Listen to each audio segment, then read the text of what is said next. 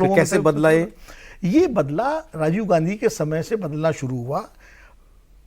इसलिए बदला राजीव गांधी के, राजीव गांधी 414-15 सीटें लेकर आए तो पहली बात तो ये उनको लगा कि अब हमारे सामने कोई है नहीं, और खासकर उस वक्त जो उनके सलाहकार थे, जो जिसे ही कहा इन्होंने कि अनुभव की कमी तो थी उनकी, अचानक बने थे prime minister, accidental prime minister थे वो, कि इंदिरा गांधी मारी गई और उनको प्राइम मिनिस्टर बनाया गया, जब अनुभव नहीं था उनको।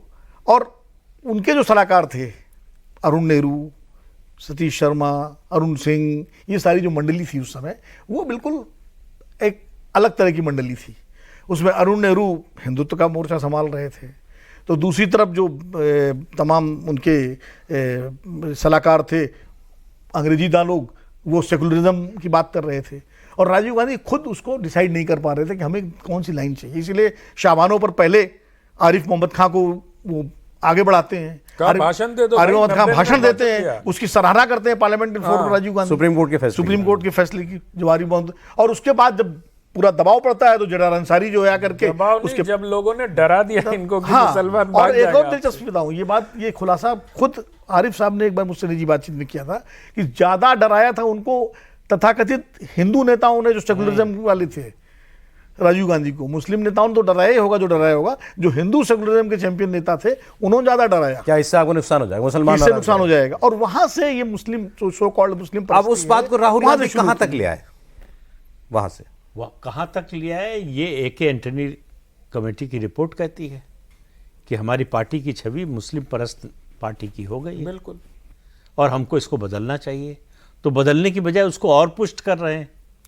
नहीं सर, कभी कभी जब हारते हैं तो उसका एंटनी कमेटी की रिपोर्ट को निकाल के झाड़ पोछ कर लेते हैं, तब राहुल गांधी आपको मंदिरों में दिखाई देने लगेंगे। तो एक नहीं, लेकिन नहीं, वही जो राजीव गांधी के साथ हुआ वही राहुल गांधी। सलाहकार ऐसे हैं कि सॉफ्ट हिंदी थोड़ा सा खेलिए तो जो है आ जाए। नहीं, वो चला गया, आप वो नहीं कर रहे। ये संतुलन सिर्फ इंदिरा गांधी बना, वो तो छोड़ ही दिया है सर, सॉफ्ट हिंदुत्व कहां कांग्रेस बिल्कुल छोड़ दिया, बिल्कुल छोड़ चुकी। ये कर्नाटक के इलेक्शन के बाद से छोड़ दिया। वहां से उनको समझ में आया कि हमको मुसलमान ने हमको फिर से अपना एक लिया बात और समझ में आई है कांग्रेस पार्टी को कि जो हमारा मुस्लिम वोट बेस था वो तमाम क्षेत्रीय पार्टियों में बंट गया, उसको राष्ट्रीय स्तर पर एकजुट करना है। भाई कांग्रेस का लक्ष्य तो दिल्ली में सरकार बनाना है ना, मतलब राष्ट्रीय स्तर पर सरकार बनाना है, केंद्र में सत्ता में आना है। किसी राज्य में है नहीं है ये ज्यादा कंसर्न नहीं है, वो तो बोनस है। तो अगर वहां आना है तो राष्ट्रीय स्तर पर अगर एक आपके पास इस तरह का कोर वोट बैंक नहीं होगा जो आपका कभी हुआ करता था, तो इसलिए लगता है कि उसको लाना आसान है। लेकिन अब क्षेत्रीय दलों ने इतनी पैम्परिंग की है कि आपको उससे ज्यादा करनी पड़ेगी। तो उस चक्कर में आप जो कर रहे हैं वो काउंटर प्रोडक्टिव हो रहा है।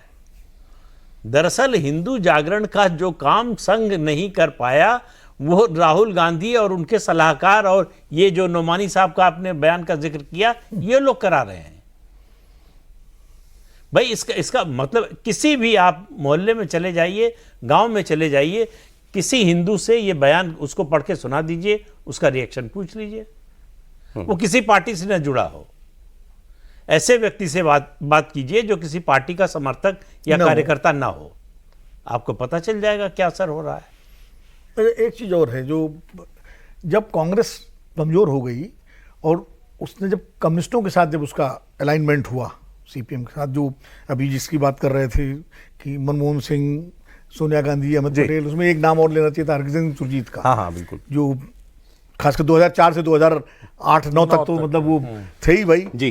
तो जो लेफ्ट के साथ जब इनका अलाइनमेंट हुआ ना, उस लेफ्ट के अलाइनमेंट ने भी काफी हद तक कांग्रेस को प्रो मुस्लिम से ज्यादा एंटी हिंदू बनाने का काम किया। जो एंटी हिंदू जो छवि बनी, उसके पीछे एक लेफ्ट का भी, क्योंकि लेफ्ट तो भाई, और अब वो छवि आज तक कंटिन्यू कर रही है क्या? वो कंटिन्यू इसलिए कर रही है कि सलाहकार तो वही है सर। भाई अभी भी कांग्रेस के अंदर जो अति लेफ्ट वाली बात हो जाती है ना, तो कहीं ना कहीं वो दिखाई पड़ती है। हालांकि राहुल गांधी कभी मंदिर में जाते हैं, कभी केदारनाथ जाते हैं, कभी यहाँ जाते हैं, तो वो खुश हैं थे सर, नहीं, फिर जाएंगे जब मौका लगेगा। क्या कोई ऐसा बैन थोड़ी लगा हुआ है।